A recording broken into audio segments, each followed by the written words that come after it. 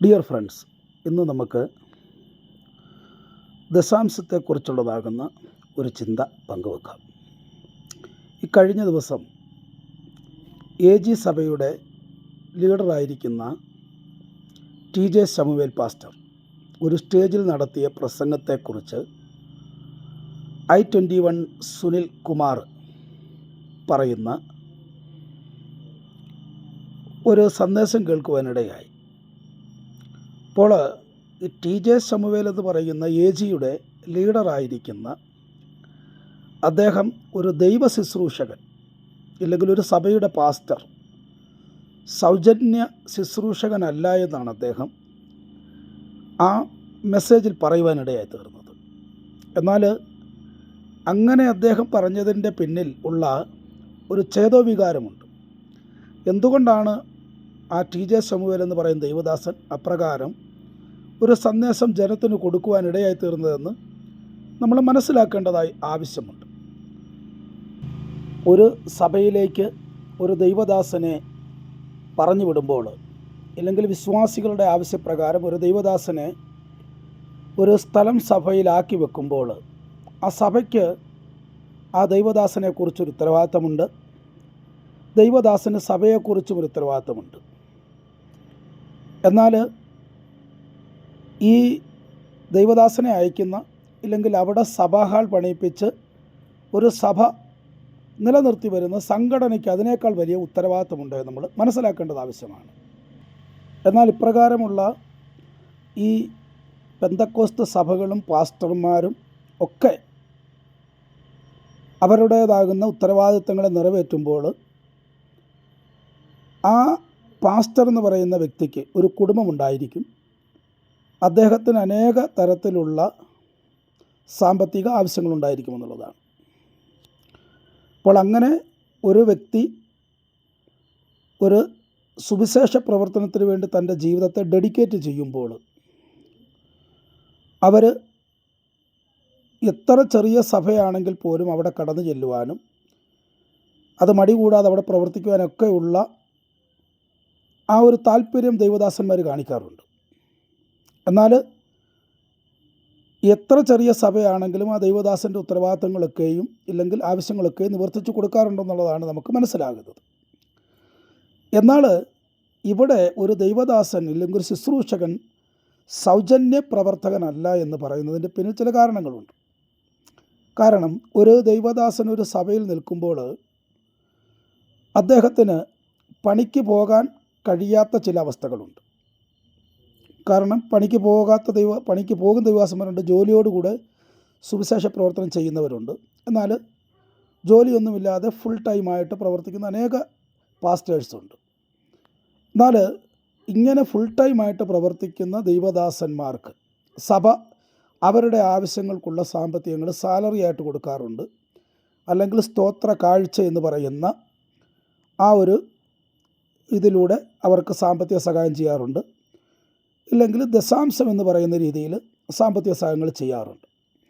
അപ്പോൾ ഇതിനെക്കുറിച്ച് വളരെയധികം ചർച്ചകൾ ഇപ്പോൾ നടന്നുകൊണ്ടിരിക്കുന്നതാണ്. ദശാംശത്തെക്കുറിച്ചൊക്കെയും ഇല്ലെങ്കിൽ ദൈവദാസന്മാരുടെ സാമ്പത്തിക സ്രോതസ്സിനെക്കുറിച്ചൊക്കെ വലിയ ചർച്ചകൾ നടക്കുന്നൊരു കാലഘട്ടമാണിത്. ദശാംശം എന്ന് പറയുന്നത് പഴയ നിയമത്തിലെ ഒരു കൺസെപ്റ്റാണ്, അത് നമുക്കെല്ലാവർക്കും മനസ്സിലാകും. പക്ഷേ ശുശ്രൂഷ എന്ന് പറഞ്ഞു കഴിഞ്ഞാൽ പഴയ നിയമത്തിലെയും പുതിയ നിയമത്തിലെയും ഒരുപോലെയുള്ള ശുശ്രൂഷയാണ്. പുരോഹിത ശുശ്രൂഷ തന്നെയാണ് പഴയ നിയമത്തിലും ചെയ്യുന്നത്, പുതിയ നിയമത്തിലും ചെയ്യുന്നത്. പഴയ നിയമത്തിലെ പുരോഹിതൻ ജോലിക്ക് പോയിരുന്നില്ല. എന്നാൽ പുതിയ നിയമത്തിലേക്ക് വരുമ്പോഴത്തേക്കും അപ്പോസ്തലനാകുന്ന പൗലോസിനെ പോലെയും പത്രോസിനെ പോലെയും ഒക്കെയുള്ള ആൾക്കാർ ഇടയ്ക്കിടയ്ക്ക് ജോലി ചെയ്തുകൊണ്ട് സുവിശേഷ പ്രവർത്തനം ചെയ്തു എന്ന് നമുക്ക് കാണാൻ കഴിയുന്നതാണ്. അപ്പോൾ അവിടെ പത്രോസ് തോൽക്കൊല്ലനായ സീമോനോടുകൂടെ താമസിച്ചപ്പോൾ എൻ്റെ ഒരു അറിവിൽ അദ്ദേഹവും അവിടെയുള്ള ചില പ്രവർത്തനങ്ങളിൽ പങ്കാളികളായിട്ടുണ്ട് എന്നുള്ളതാണ്. പക്ഷേ അതിൽ നിന്ന് മനസ്സിലാക്കേണ്ട ഒരു കാര്യം, മിക്കവാറും പേര് എന്തുകൊണ്ടാണ് ദൈവദാസന് പണിക്ക് പോയിക്കൂടെ എന്ന് ചോദിക്കുന്നു.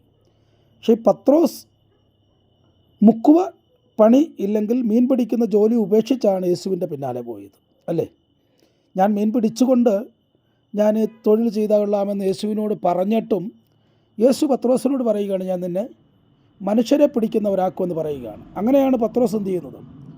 മീൻപിടി എന്ന് പറയുന്ന ജോലി ഉപേക്ഷിച്ച് യേശുക്രിസ്തുവിൻ്റെ പിന്നാലെ പോയി 3.5 വർഷക്കാലം ഒരു തൊഴിലും ചെയ്യാതെ അങ്ങനെ തന്നെയാണ് യേശുവിൻ്റെ കൂടെ നടന്നു എന്നുള്ളതാണ്. അപ്പോൾ അവിടെ ജോലി ചെയ്തുകൊണ്ട് കുടുംബമുള്ള പത്രോസ്, അല്ലെങ്കിൽ അപ്പനും അമ്മയുമുള്ള പത്രോസ് ജോലി ചെയ്തുകൊണ്ട് തന്നെ അനുഗമിക്കണമെന്ന് യേശു ആഗ്രഹിച്ചിരുന്നെങ്കിൽ പത്രോസിനോട് വളരെ വ്യക്തമായും യേശുക്രിസ്തു എല്ലാം അറിയുന്നവൻ, കുടുംബ പശ്ചാത്തലം അറിയുന്നവൻ, പത്രോസിനെ അറിയുന്നവൻ, പത്രോസിൻ്റെ സാഹചര്യം അറിയുന്നവൻ പത്രോസിനോട് പറഞ്ഞേനെ, പത്രോസെ നീ ജോലിയൊന്നും വിട്ട് എൻ്റെ കൂടെ വരണ്ട, നീ ആ മീൻ പിടിച്ചുകൊണ്ട് തന്നെ എൻ്റെ ശിഷ്യനായിരിക്കാൻ യേശു പറഞ്ഞിട്ടില്ല. അത് വിട്ടുകളയാനാണ് യേശു പറഞ്ഞത്. പിന്നെയും യേശുക്രിസ്തുവിൻ്റെ മരണാനന്തരം പത്രോസ് ഈ പടകും വലയൊക്കെ എടുത്തുകൊണ്ട് തൻ്റെ സുഹൃത്തുക്കളെയും കൂട്ടി മീൻ പിടിക്കാൻ പോകുമ്പോൾ അവിടെ ചെന്നിട്ട് യേശുക്രിസ്തു വീണ്ടും ഇവയേക്കാൾ അധികമായി നീ എന്നെ സ്നേഹിക്കുന്നു എന്ന് ചോദിച്ചുകൊണ്ട് പത്രോസിനെ വീണ്ടും മടക്കി വരുത്തിയിട്ട് പറയുന്നൊരു കാര്യമുണ്ട്, എൻ്റെ കുഞ്ഞാടുകളെ മേയ്ക്കുക, ആടുകളെ പാലിക്കുക എന്ന് പറഞ്ഞുകൊണ്ട് പത്രോസിനെ എന്ത് ചെയ്യാണ്, വീണ്ടും ആ മീൻപിടുത്തത്തിൽ നിന്ന് പിന്തിരിപ്പിക്കുകയാണ്. അപ്പോൾ യേശുക്രിസ്തുവിന് അപ്രകാരം ഒരു മനുഷ്യൻ ജോലിയോടുകൂടി ഇത് ചെയ്യണമെന്ന് ആഗ്രഹിക്കുന്നുണ്ടെങ്കിൽ നിശ്ചയമായും കർത്താവ് പത്രോസിനോട് ജോലി ചെയ്തു കൊള്ളാൻ പറയുമായിരുന്നു. കാരണം കർത്താവ് എല്ലാം അറിയുന്നവനാണ്. കർത്താവല്ലേ, പത്രോസിനും യേശുക്രിസ്തുവിനും കരമടയ്ക്കാൻ പൈസ ഇല്ലാത്തപ്പോൾ നീ എവിടെയെങ്കിലും പോയി ജോലി ചെയ്ത് അതടയ്ക്കാൻ പറയുന്നില്ല. അവിടെ ആ കടലിൽ കിടക്കുന്ന മത്സ്യത്തെ ചൂണ്ടലിട്ട് പിടിച്ച് അതിൻ്റെ വയറ്റിൽ കിടക്കുന്ന ആ ചതുരദ്രമപ്പണം എടുത്ത് എനിക്കും നിനക്കും വേണ്ടി കൊടുക്കുക എന്നാണ് യേശുക്രിസ്തു പറയുന്നത്. അപ്പോൾ അവിടെ ഒന്നും യേശുക്രിസ്തു പത്രോസിനെ കമ്പൽ ചെയ്യുന്നില്ല ജോലി ചെയ്യാനായിട്ട്. അപ്പോൾ ഇത് ജോലിയോടുകൂടി ചെയ്യേണ്ട ഒരു തൊഴിലാണെങ്കിൽ യേശുക്രിസ്തു തീർച്ചയായിട്ടും എന്താണ് പറഞ്ഞേനെ, പത്രോസ് നീ ജോലിയോടുകൂടി ഇത് ചെയ്യുക. പക്ഷേ പൗലോസിൻ്റെ കാലഘട്ടത്തിൽ പൗലോസ് കൂടാരപ്പണിക്കാരനായിരുന്നത് കൊണ്ട് പൗലോസ് ഇടയ്ക്കിടയ്ക്ക് കൂടാരപ്പണി ചെയ്യുമായിരുന്നു. അത് ഫുൾ ടൈം ഒരു കൂടാരപ്പണിക്കാരനായിരുന്നില്ല. കാരണം അനേക സംസ്ഥാനങ്ങളിലൂടെ അല്ലെങ്കിൽ രാജ്യങ്ങളിലൂടെ സഞ്ചരിക്കുമ്പോൾ തുടർച്ചയായി അദ്ദേഹത്തിന് അപ്രകാരമുള്ള പണിയുണ്ട് എന്ന് നമുക്ക് ഒരിക്കലും വചനത്തിൽ നിന്ന് കാണാൻ കഴിയുന്നില്ല. അങ്ങനെ അദ്ദേഹം തൻ്റെ സുവിശേഷ ഘോഷണത്തിനുള്ളത് വിവിധ സഭകളിൽ നിന്ന് കളക്ട് ചെയ്തു എന്ന് പൗലോസ് പറയുന്ന അനേക വാക്യങ്ങളുമുണ്ട്. നിങ്ങൾ അയച്ചു തന്നു, എൻ്റെ മുട്ട് തീർത്തു എന്നൊക്കെ പറയുന്ന അനേക വാക്യങ്ങളുണ്ട്.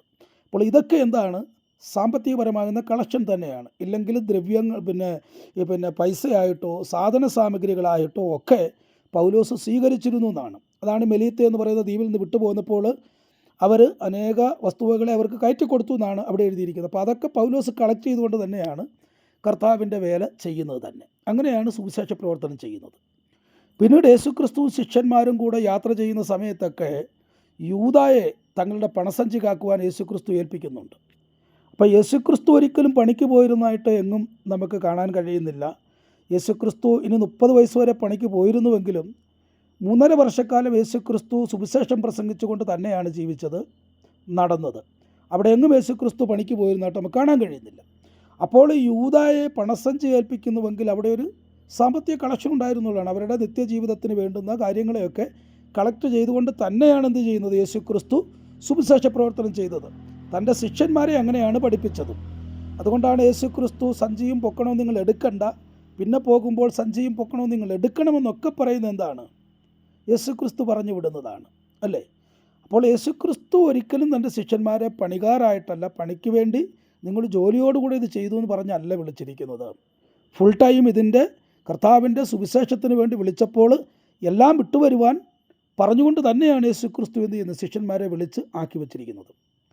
അതുകൊണ്ട് ഒരു സഭയിൽ ഒരു ദൈവദാസനെ ആക്കി വെക്കുമ്പോൾ ഇതൊരു ബിബ്ലിക്കലായിട്ട്, ഇപ്പം ജനറലായിട്ട് നമ്മൾ നോക്കുമ്പോൾ ഇതൊരു ദൈവവിളിയായിട്ടൊന്നും ആരും കണക്ക് കൂട്ടാറില്ല. കാരണം അത് ജാതികളുണ്ട്, മറ്റുള്ളവരൊക്കെ ഉണ്ട്. പക്ഷേ ബിബ്ലിക്കലായിട്ട് ഒരു സഭ ഇതിനെ പഠിക്കുമ്പോൾ ഒരു ദൈവദാസൻ ഒരു സ്ഥലത്ത് വന്ന് പ്രവർത്തിക്കുന്നത് ദൈവഹിതപ്രകാരമാണ്.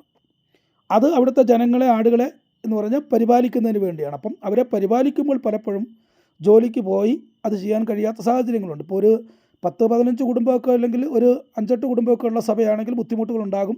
അങ്ങനെ പണി ചെയ്തുകൊണ്ട് തന്നെ സുവിശേഷപ്രവർത്തനം ചെയ്യുന്ന അനേക ദൈവദാസന്മാരുണ്ട്. പക്ഷേ എന്നാൽ 100 കണക്കിന് 500 കുടുംബങ്ങളൊക്കെ ഉള്ള ചർച്ചുകളുണ്ട് എന്നുള്ളതാണ്. വലിയ സഭകളുണ്ട്. ഇപ്പം 1200 പേര്, 2000 പേരുള്ള സഭകൾ, 10000 പേരുള്ള സഭകൾ, 4 ലക്ഷം പേരുള്ള സഭകളൊക്കെ ഉണ്ട്. ആന്ധ്രാപ്രദേശിൽ 4 ലക്ഷം പേരുള്ള സഭ, തെലുങ്കാനയിലുണ്ട് സതീഷ് കുമാറിൻ്റെ സഭയെ, അതുപോലെ പഞ്ചാബിലൊക്കെ വിജേന്ദ്ര സിംഗിൻ്റെ സഭയെ, അങ്കൂർ നരൂലയുടെ സഭയൊക്കെ ലക്ഷക്കണക്കിന് ആളുകൾ കൂടി വരുന്നതാണ്. അപ്പോൾ അവർക്കൊന്നും പണിക്ക് പോക്ക് നടക്കത്തില്ല എന്നുള്ളത്. കാരണം ഓരോ കുടുംബത്തിലെ പ്രശ്നങ്ങൾ അത്ര ഭയങ്കരമാകുന്ന പ്രശ്നങ്ങളാണ്. ചെറിയ സഭകളിലൊക്കെ ഒരു 10-60 പേരുള്ള സഭകളിൽ 100-200 പേര് 300 പേരൊക്കെ ഉള്ള സഭകളിൽ ഞാൻ ദൈവദാസനായിട്ട് ഇരുന്നിട്ടുണ്ട്. അപ്പോൾ ഓരോ ദിവസവും അവരുടെ കാര്യങ്ങളെ പരിഹരിക്കുവാനും അവരുടെ വീടുകളിൽ പ്രാർത്ഥനകൾ, ബർത്ത്ഡേ, കല്യാണം, മരണം, കയറി താമസം, കുഞ്ഞുങ്ങളുടേതാകുന്ന മറ്റുള്ള കാര്യങ്ങൾ, അങ്ങനെ ഓരോ കാര്യത്തിനും ഒരു ദൈവദാസന് ഒരു ദിവസം തന്നെ 2-3 ഭവനത്തിൻ്റെ പ്രോഗ്രാമുകളിൽ പങ്കെടുക്കേണ്ടതായിട്ട് ആവശ്യമുണ്ട്. ഇപ്പോൾ ഇപ്പോഴത്തെ കുടുംബങ്ങളൊക്കെ എന്ന് പറഞ്ഞാൽ പണ്ടൊക്കെ ചുറ്റുവട്ടത്തുള്ളവർ മാത്രം കൂടിയിരുന്ന് ആരാധിക്കുന്ന, ഇല്ലെങ്കിൽ കാൽനടയായി വരുന്ന വിശ്വാസികളായിരുന്നു. അന്ന് ദൈവദാസന്മാരും കാൽനടയായി തന്നെ അവരുടെ ഭവനങ്ങളിൽ പോകാറുണ്ടായിരുന്നു. പക്ഷേ ഇന്ന് എല്ലാ വിശ്വാസികൾക്കും വാഹനമുണ്ട്. ദൈവദാസന് വാഹനമുള്ളത് കൊണ്ട് പെട്ടെന്ന് എത്തിച്ചേരുവാൻ അവർ വാഹനങ്ങൾ ഉപയോഗിക്കും. മിക്കവാറും ബൈക്കുകളാണ് ഉപയോഗിക്കുന്നത്. സൈക്കിളിൽ പോകുന്ന ആരും തന്നെ ഉണ്ടെന്ന് എനിക്ക് തോന്നുന്നില്ല. ആരും തന്നെ കാണില്ല കേരളത്തിൽ. കാറിൽ പോകുന്നവരുണ്ട്. എന്നാൽ ഇതിന് പെട്രോൾ അടിക്കേണ്ടത് ആവശ്യമാണ്. അപ്പോൾ ഒരു ഭവനത്തിലേക്ക് 25 കിലോമീറ്റർ, 30, 60, 70 കിലോമീറ്റർ എന്നൊക്കെ സഭകളിൽ വരുന്ന വിശ്വാസികൾ സഭയിൽ വരുന്ന എനിക്കറിയാം, കുടുംബങ്ങൾ എനിക്കറിയാം. അപ്പോൾ അവരുടെ കുടുംബത്തിൽ പ്രശ്നമുണ്ടായ ദൈവദാസൻ്റെ വീട്ടിൽ നിന്ന് 70 കിലോമീറ്റർ ഒരു സൈഡിലേക്ക് യാത്ര ചെയ്ത് മറു സൈഡിലേക്ക് വരുമ്പോൾ 140 കിലോമീറ്റർ യാത്ര ചെയ്യുമ്പോൾ എത്ര ലിറ്റർ പെട്രോൾ തീരും? അത് നമ്മൾ തീർച്ചയായിട്ടും മനസ്സിലാക്കേണ്ട കാര്യമാണ്. സ്വന്തം പോക്കറ്റിൽ നിന്നും പൈസ എടുത്ത് ആ കുടുംബത്തിൻ്റെ പ്രശ്ന പരിഹാരത്തിന് വേണ്ടി ഓടെത്തുക എന്ന് പറയുന്നത് അസംഭവ്യമാകുന്ന കാര്യമാണ്. കാരണം അങ്ങനെ നമ്മൾ ചെല്ലുമ്പോൾ അവർ വലിയൊരു തുകയല്ല, പെട്രോൾ അടിക്കുവാനുള്ള തുക തീർച്ചയായിട്ടും കൊടുക്കേണ്ടത് ആവശ്യമാണ്. അതുപോലെ തന്നെ ആ സമയം അപ്പോൾ അവിടെ നമ്മൾ 70 കിലോമീറ്റർ യാത്ര ചെയ്തു ചെന്നു, തിരിച്ച് 70 കിലോമീറ്റർ യാത്ര ചെയ്ത് വരുമ്പോൾ ദൈവദാസന ഭവനത്തിൽ നിന്ന് ഭക്ഷണം കൊടുക്കാം. ഭക്ഷണം കൊടുക്കാം. അതുപോലെ ഇനി അല്ലെങ്കിൽ ടീ അവർക്ക് വേണ്ടി പ്രൊവൈഡ് ചെയ്യാം, ഇല്ലെങ്കിൽ അതിനുള്ള സാമ്പത്തികം കൊടുക്കാം. കാരണം ആ കുടുംബത്തിന് വേണ്ടി പ്രവർത്തിക്കുന്ന ഒരു ദൈവദാസന നിലയിൽ ആ കുടുംബത്തിൻ്റെ ഒരു സന്തോഷമാണ് കൊടുക്കുക എന്നുള്ളത്. അതിന് കൊടുത്തില്ലെങ്കിൽ ഒരിക്കലും ദൈവദാസന്മാർ ചോദിക്കാറില്ല. കാരണം ഞാൻ അങ്ങനെയൊക്കെ ഒരുപാട് സ്ഥലങ്ങളിൽ പോയിട്ടുണ്ട്, ഒരുപാട് പ്രസംഗങ്ങൾക്ക് പോയിട്ടുണ്ട്. 1 രൂപ പോലും വാങ്ങിക്കാതെയുള്ള 100 കണക്കിന് കൺവെൻഷനുകൾ ഞാൻ പ്രസംഗിച്ചിട്ടുണ്ട്, 1 രൂപ പോലും വാങ്ങിക്കാതെ. എന്നാൽ ചില കൺവെൻഷനുകളിലൊക്കെ നമുക്ക് സാമ്പത്തികം അവർ തരാറുണ്ട്, അത് വാങ്ങിക്കാറുമുണ്ട്. അപ്പോൾ അങ്ങനെയുള്ള ഒരു ദൈവദാസൻ്റെ പ്രവൃത്തി അദ്ദേഹം പൂർണ്ണമായിട്ട് സൗജന്യമായി ചെയ്തു കൊടുത്താൽ അദ്ദേഹത്തിൻ്റെ പെട്രോളിൻ്റെ കാര്യങ്ങൾ, അദ്ദേഹത്തിൻ്റെ ഭക്ഷണ കാര്യങ്ങൾ, അദ്ദേഹത്തിൻ്റെ കുടുംബത്തിൻ്റെ കാര്യങ്ങൾ, കുഞ്ഞുങ്ങളുടെ പഠന കാര്യങ്ങളൊക്കെ ഒരിക്കലും മുമ്പോട്ട് പോകത്തില്ല എന്നുള്ളതാണ്. അപ്പോൾ അതുകൊണ്ട് ഒരു സഭയിൽ കുറഞ്ഞത് ഇപ്പോൾ ഒരു 50 പേര് കാണും. 50 പേര് കൂടി അവരുടെ കാര്യങ്ങൾക്ക് വേണ്ടി നിലകൊള്ളുന്ന ദൈവദാസനെ പരിപാലിക്കുക എന്നുള്ളത് സഭയുടെ ഉത്തരവാദിത്തമാണ്. അത് മറ്റാരും പറഞ്ഞ് നിർബന്ധിച്ച് അവിടെ ആക്കി വച്ചിരിക്കുന്ന നല്ലൊരു ദൈവദാസനെ, ഒരു ദൈവദാസനെ സഭ തന്നെ അതിൻ്റെ സംഘടനയോട് സജസ്റ്റ് ചെയ്തതിന് ശേഷം ആ ദൈവദാസനെ ആ സഭയുടെ ഉത്തരവാദിത്തത്തിന് വേണ്ടി അവിടെ ആക്കി വെച്ചിരിക്കുന്നതാണ്. അപ്പോൾ സഭയ്ക്ക് ഉത്തരവാദിത്തമുണ്ട്, ആ ദൈവദാസനെ പരിപാലിക്കുവാനും അദ്ദേഹത്തിന് വേണ്ടുന്ന സാമ്പത്തിക കാര്യങ്ങൾ ചെയ്തു കൊടുക്കാൻ ഉത്തരവാദിത്തമുണ്ട്. ഇനി സാമ്പത്തികം നന്നേ കുറഞ്ഞ സഭയാണെങ്കിൽ ഒരിക്കലും ദൈവദാസന്മാർ സാമ്പത്തികത്തിന് വേണ്ടി വഴക്കുണ്ടാക്കാറില്ല. അവരുള്ളത് കൊണ്ട് അഡ്ജസ്റ്റ് ചെയ്ത് പോകുന്നവരാണ്. അവരുടെ കുഞ്ഞുങ്ങളുടെ പഠനങ്ങളെ അവർ ലഘൂകരിക്കുന്നവരാണ്. എന്ന് പറഞ്ഞു കഴിഞ്ഞാൽ നല്ല ഇംഗ്ലീഷ് മീഡിയത്തിൽ പഠിപ്പിക്കാൻ പറ്റത്തില്ലെങ്കിൽ അവർ ചെറിയ ഗവൺമെൻറ് സ്കൂളുകൾ, ഏറ്റവും ചെറിയ സ്കൂളുകളിലൊക്കെ വിടാൻ തയ്യാറുള്ളവരാണ് ദൈവദാസന്മാർ. 1-2 ഡ്രസ്സ് കൊണ്ടൊക്കെ വർഷങ്ങളോളം ജീവിക്കുന്ന ദൈവദാസന്മാരുണ്ട് എന്നുള്ളതാണ്. അപ്പോൾ അവരുടെ ആവശ്യങ്ങളെല്ലാം ചുരുക്കിക്കൊണ്ട് അതുപോലുള്ള സഭയുടെ പ്രവർത്തനങ്ങൾക്ക് വേണ്ടി നിൽക്കുമ്പോൾ അവർ വിചാരിക്കുന്നത് ദൈവിക ശുശ്രൂഷയാണെന്നാണ്. അതുകൊണ്ട് ഒരിക്കലും ഒരു ദൈവദാസന്മാരും സാമ്പത്തികത്തെ അങ്ങനെ ആഗ്രഹിക്കാറില്ല. ആഗ്രഹിക്കുന്നവരുണ്ടായിരിക്കാം, പക്ഷേ ഏറിയ ദൈവദാസൻ എല്ലാവരെയും നമുക്ക് അടച്ചാക്ഷേപിക്കാൻ കഴിയില്ല. ചിലരൊക്കെ സാമ്പത്തികത്തിന് വേണ്ടിയുള്ള കാര്യങ്ങളൊക്കെ ചെയ്യാറുണ്ടായിരിക്കും, സഭയെ ഫോഴ്സ് ചെയ്യാറുണ്ടായിരിക്കും. പക്ഷേ ഏറിയ ദൈവദാസന്മാർ സഭയെ ഫോഴ്സ് ചെയ്യാറില്ല. അവരാ ചുരുങ്ങിയ സാഹചര്യത്തിൽ നിന്നുകൊണ്ടാണ് സഭയുടെ ഉത്തരവാദിത്തങ്ങൾ ചെയ്യുന്നത്. അപ്പോൾ ആ സഭയുടെ ഉത്തരവാദിത്തങ്ങൾ ഏറ്റെടുത്ത് ചെയ്യുവാനാക്കി വച്ചിരിക്കുന്ന ദൈവദാസൻ ഒരു സൗജന്യ ശുശ്രൂഷകനല്ല എന്ന് പറയുന്നതിൻ്റെ കാര്യം, ആ സഭയുടെ ഉത്തരവാദിത്തമാണ് ആ സുവിശേഷകനെ അവിടെ പരിപാലിക്കുക എന്നുള്ളത്, അദ്ദേഹത്തിന് വേണ്ടുന്ന ചെയ്തു കൊടുക്കുക എന്നുള്ളത്. ഇനി അങ്ങനെ പറ്റത്തില്ലെങ്കിൽ ആ സഭയ്ക്ക് പറയാം, നിങ്ങൾ പണിക്ക് പോകാൻ കഴിവുള്ളൊരു ദൈവദാസനെ ഇവിടെ ആക്കി വെക്കണമെന്ന് പറഞ്ഞാൽ അങ്ങനെ തന്നെ ആ ചെയ്യാൻ കഴിയുന്നവരുടെ വരിക തന്നെ ചെയ്യും. പിന്നെ ഇത് പൊതുവേ ഉള്ളവർ പണിക്ക് പോയി ഭക്ഷണം കഴിക്കുക, ചുമ്മാ ഇരുന്ന് തിന്നുക എന്നൊക്കെ പറഞ്ഞുകൊണ്ട് ജാതികൾ ഇതിനിടയിൽ വന്ന് കമൻ്റ് അടിക്കാറുണ്ട്, അല്ലേ? ജാതികൾ, ഇനി പെന്തക്കോസ്തുകാർ തന്നെയാണോ എന്നറിയത്തില്ല, ജാതികൾ ഇതിനിടയിൽ വന്ന് കമൻ്റ് അടിക്കാറുണ്ട്. ആ ജാതികളോട് എനിക്ക് പറയുവാനുള്ളത്, അവരുടെ ആ ജാതികളായിരിക്കും കമൻ്റ് അടിക്കുന്നവർ, അവരുടേതാകുന്ന പുരോഹിതന്മാരുണ്ട്, അമ്പലത്തിലെ പുരോഹിതന്മാർ, അതുപോലെ മോസ്കുകളിലെ പുരോഹിതന്മാരുണ്ട്.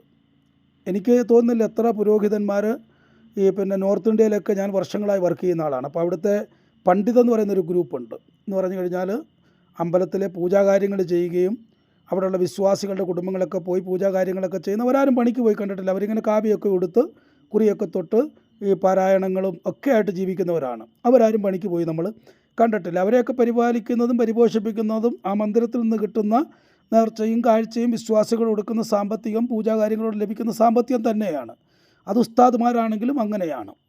എന്നാൽ ഏറിയ പാസ്റ്റർമാരിലും ചിലരൊക്കെയും ജോലി ചെയ്തുകൊണ്ട് ചെയ്യുന്നുണ്ട്. ഇപ്പോൾ ഞാനൊക്കെ ഒരു 20 വർഷക്കാലമെങ്കിലും ഇല്ലെങ്കിൽ ഒരു 18 വർഷക്കാലം ഞാൻ ജോലി ചെയ്തുകൊണ്ട് തന്നെയാണ് സുവിശേഷ പ്രവർത്തനം. ഞാൻ ടീച്ചറാണ്, അതുപോലെ സ്പോക്കൺ ഇംഗ്ലീഷിൻ്റെ ക്ലാസ് എടുക്കുന്നുണ്ട്. അങ്ങനെയൊക്കെ സുവിശേഷ പ്രവർത്തനങ്ങൾ നോർത്ത് ഇന്ത്യ പ്രദേശങ്ങളിൽ ചെയ്യുന്ന ഒരു വ്യക്തിയാണ് ഞാൻ.